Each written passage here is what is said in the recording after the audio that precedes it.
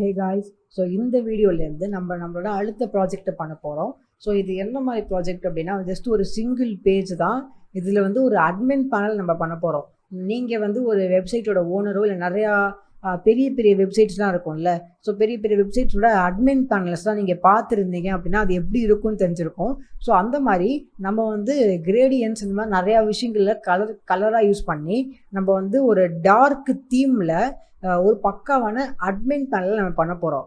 ஓகேவா?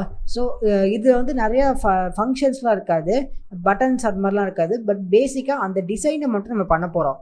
ஓகேவா? ஸோ இப்போ அது எப்படி இருக்கும்னு சொல்லி ஒரு டீசர் காட்டுறேன். இப்போ இந்த லிங்க்குள்ளே நான் போனேன் அப்படின்னா, ஸோ இதுதான் நம்ம அட்மின் பேனல். ஸோ இந்த அட்மின் பேனலில் பார்த்தீங்கன்னா மேலே வந்து மெனூஸ் இருக்குது, ஆட் யூசர், இதெல்லாம் ஒர்க் ஆகாது, கிளிக் பண்ணால் ஒர்க் ஆகாது. பட் பேசிக்காக பார்த்தீங்கன்னா இந்த ரிப்போர்ட்ஸ் இது எல்லாமே பார்த்தீங்கன்னா லிங்காக இருக்கும், பட்டன் மாதிரி இருக்கும். கிளிக் பண்ணால் ஒர்க் ஆகாது, பிகாஸ் அதை கிளிக் பண்ணால் வேறு ஒரு பேஜுக்கு போகிற மாதிரி நீங்கள் தான் பண்ணணும்.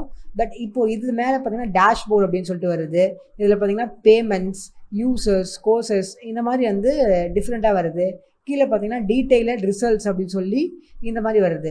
கரெக்டாக? ஸோ நம்ம வந்து இது வரைக்கும் வந்து நம்ம இந்த மாதிரி பண்ணியிருக்க மாட்டோம். இந்த டேபிள் வேணால் நம்ம யூஸ் பண்ணியிருப்போமே தவிர, இந்த மாதிரி ஒரு கிரேடியன்ட், இந்த மாதிரி ஒரு என்ன சொல்கிறது, ஒரு அட்ராக்டிவான ஒரு பாக்ஸை நம்ம இந்த மாதிரி பண்ணியிருக்க மாட்டோம்.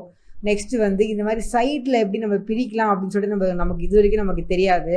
ஸோ இதில் வந்து நீங்கள் வந்து இன்னும் கொஞ்சம் அட்வான்ஸான நிறைய விஷயங்களை கற்றுப்பீங்க. பேசிக்காக இந்த அட்மின் பேனல் வந்து எதுவுமே பண்ணாது, பிகாஸ் இந்த கிளிக் பண்ணால் சேஞ்ச் பண்ணுறது நம்ம வேறு பேஜ் நம்ம டிசைன் பண்ணிக்கலாம். இந்த ஆட் யூசர் இந்த மாதிரி விஷயங்கள்லாம் வந்து நம்ம ஒரு ஃபுல் ஃப்ளெட்ஜர் வெப்சைட் பண்ணும்போது அதெல்லாம் நம்ம பண்ணிக்கலாம். நமக்கு பேசிக்காக இந்த டிசைன் நமக்கு தெரிஞ்சாலே நம்ம ரிப்போர்ட்ஸ் கிளிக் பண்ணால் இதே மாதிரி வச்சு ஒரு டிசைன் வர மாதிரி பண்ணிடலாம். ஸோ பேசிக்காக நமக்கு ஃபஸ்ட்டு ஒரு டிசைன் மட்டும் தெரிஞ்சால் போதும், ரைட்டா? ஸோ இந்த மாதிரி அட்ராக்டிவாக நம்ம வந்து ஒரு வெப்சைட்டை எப்படி பண்ணலாம் அப்படின்னு தான் பார்க்க போகிறோம்.